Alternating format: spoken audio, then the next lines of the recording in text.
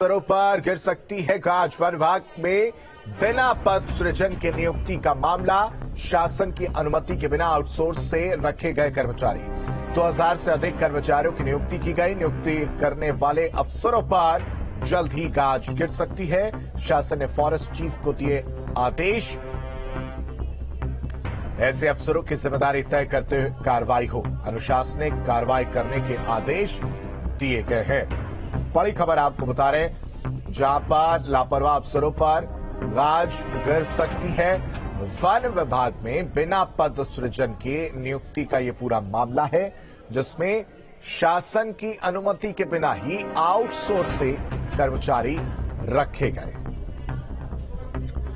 2000 से ज्यादा कर्मचारियों की नियुक्ति की गई है और नियुक्त करने वाले अफसरों पर जल्द ही गाज गिर सकती है। शासन ने फॉरेस्ट चीफ को इस बाबत आदेश दे दिए हैं। ऐसे अफसरों की जिम्मेदारी तय करते हुए कार्रवाई की जाए। अनुशासनिक कार्रवाई करने के आदेश शासन की तरफ से फॉरेस्ट ऑफिसर को दिए गए हैं।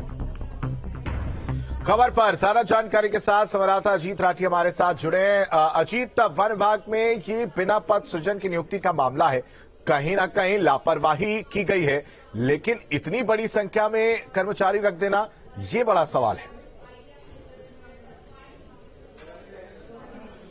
देखिए, उत्तराखंड में ये एक तरह की परंपरा पड़ गई थी और जहां भी आउटसोर्सिंग से लोग रखे जाते हैं, वैसे तो नियम ये है कि यदि कहीं किसी विभाग में पोस्ट जितनी भी पद हैं जो वित्त विभाग और कार्मिक विभाग ने सर्जित किए हैं, तो उतने ही लोग उनके अगेंस्ट रखे जाएंगे। यानी अगर 4 पद कहीं खाली हैं तो चाहे कॉन्ट्रैक्ट के बेस पर आप रखिए, चाहे डेली बेसिस पर रखिए, चाहे आउटसोर्सिंग से रखिए, उस पदों से ज्यादा संख्या में आप अपॉइंटमेंट नहीं कर सकते। लेकिन चूंकि यहाँ पर कुछ सिफारिश और भाई भतीजावाद और जो चेहरे पसंद थे उनको भी बड़ी संख्या में रख लिया गया। जहां 4 पद थे वहां 14 लोग रख लिए गए।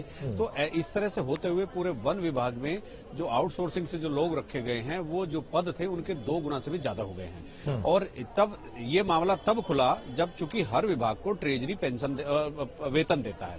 जब ट्रेजरी के सामने मामला रखा गया, जब उसने पदों से और जो नियुक्त हुए लोगों का मिलान किया, तो उन संख्या में बड़ा अनुपात आ रहा था, बड़ा फासला आ रहा था। तो ट्रेजरी ने बाकी लोगों के वेतन देने से मना कर दिया। और कोषागार विभाग का ये कहना है कि जितने पद हैं और उन्हीं के सापेक्ष जितने लोग रखे गए हैं, उन्हीं को ही वेतन दिया जाएगा, बाकी किसी को हम वेतन नहीं देंगे।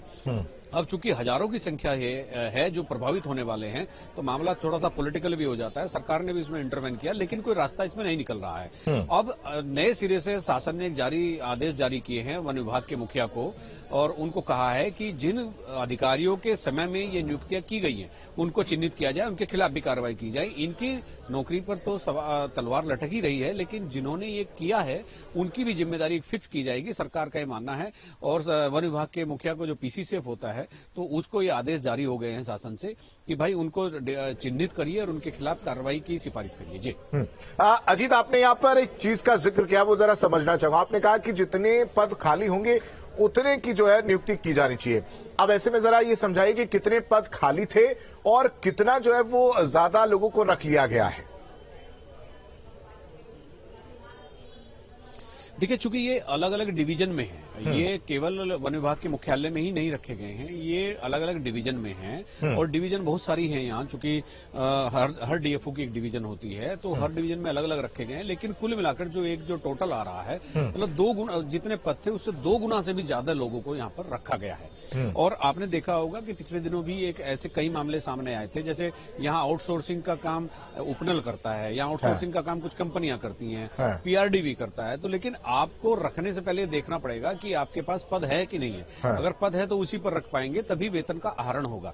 तो ये एक ऐसा आंकड़ा तो नहीं है कि किस डिवीजन में कितने कितने पद थे, लेकिन ओवरऑल 2 गुना से भी ज्यादा लोग रखे गए। जहां यानी 10 की जरूरत थी वहां 20 लोग रखे गए। तो इससे क्या हुआ कि आर्थिक बोझ बढ़ गया, और फिर जिन बेरोजगारों को आपने नौकरी दी उनके सामने भी संकट पैदा हो गया। बिल्कुल अजीत, आप हमारे साथ बने रहिए, कुछ और खबरों पर भी हम आपसे अपडेट लेंगे।